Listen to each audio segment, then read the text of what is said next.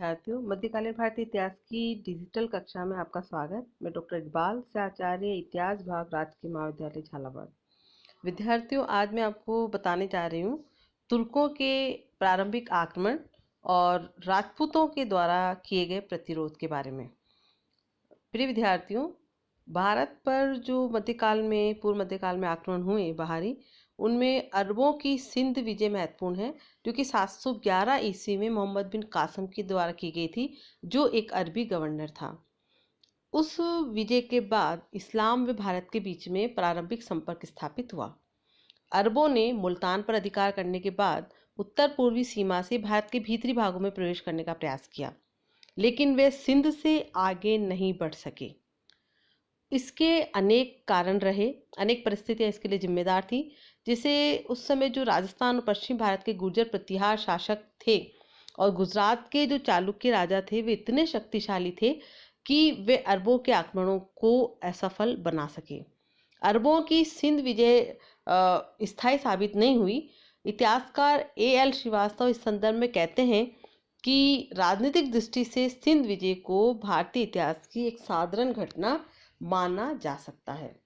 भारत में स्थायी मुस्लिम राज्य की स्थापना तुर्कों के द्वारा की गई और तुर्कों ने जो है 9वीं एवं 10वीं सदी में भारत पर आक्रमण किए थे। ये तुर्क जो है वे मध्य एशिया के गजनी राजवंश से संबंधित थे। तुर्कों ने विशाल साम्राज्य की स्थापना भारत में की।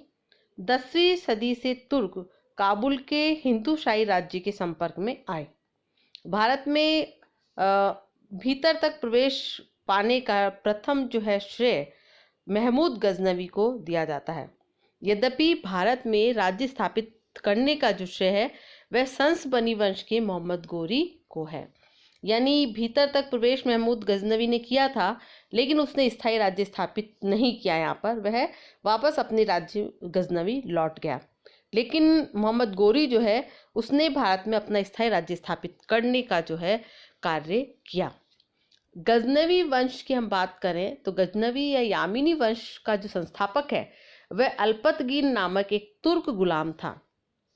972 ईस्वी में अल्पतगीन के दास पिराई ने गजनी पर अधिकार कर लिया था।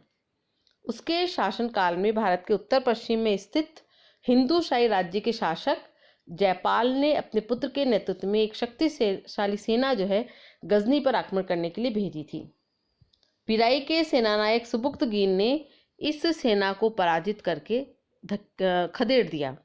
इससे सुबुक्तगीन गजनी में बहुत लोकप्रिय हो गया।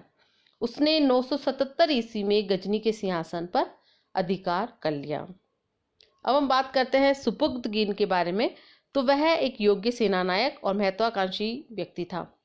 उसके शासनकाल में ही गजनी और हिंदू शाही राज्य के बीच संघर्ष की शुरुआत हुई, जो महमूद गजनवी के समय तक चलता रहा, जिसके परिणाम स्वरूप हिंदू शाही राज्य समाप्त हो गया। 986 ईस्वी में सुबुक्तगीन ने हिंदू शाही राज्य के सीमावर्ती दुर्गों यानी सीमांत दुर्गों पर आक्रमण कर उन्हें लूटा। वहां के राजा जयपाल और सुबुक्तगीन के मध्य गजनी और लगमान के पास युद्ध हुआ, किंतु इसी समय जो है अचानक बर्फबारी शुरू हो गई, जिसने जयपाल की सेना को तितर-बितर कर दिया और जयपाल को एक अपमानजनक संधि करने के लिए बाध्य होना पड़ा। जयपाल ने क्षतिपूर्ति के रूप में 10 लाख दिरहम, 50 हाथी व अनेक घोड़े सुबुक्तगीन को देना स्वीकार किया, लेकिन राजधानी लौटने के बाद उसने संधि की शर्तों को मानने से इनकार कर दिया। अतः जयपाल और सुबुक्तगीन के बीच पुनः संघर्ष असंभावी हो गया था। सुबुक्तगीन ने पुनः हिंदू शाही राज्य पर आक्रमण किया। जयपाल ने अजमेर, कालिंजर और कन्नौज के राजपूत राजाओं के साथ मिलकर एक संघ भी बनाया। लगमान के बीच निकट जो है दोनों पक्षों की सेनाओं में एक भीषण युद्ध हुआ, जिसमें तुर्कों को सफलता हासिल हुई, यानी तुर्क उस युद्ध में विजयी हुए, जिसके परिणाम स्वरूप लगमान से पेशावर तक का जो भूभाग है वह सुबुक्तगीन के अधीन आ गया। अब भारत में तुर्की राज्य की स्थापना का रास्ता खुल गया था।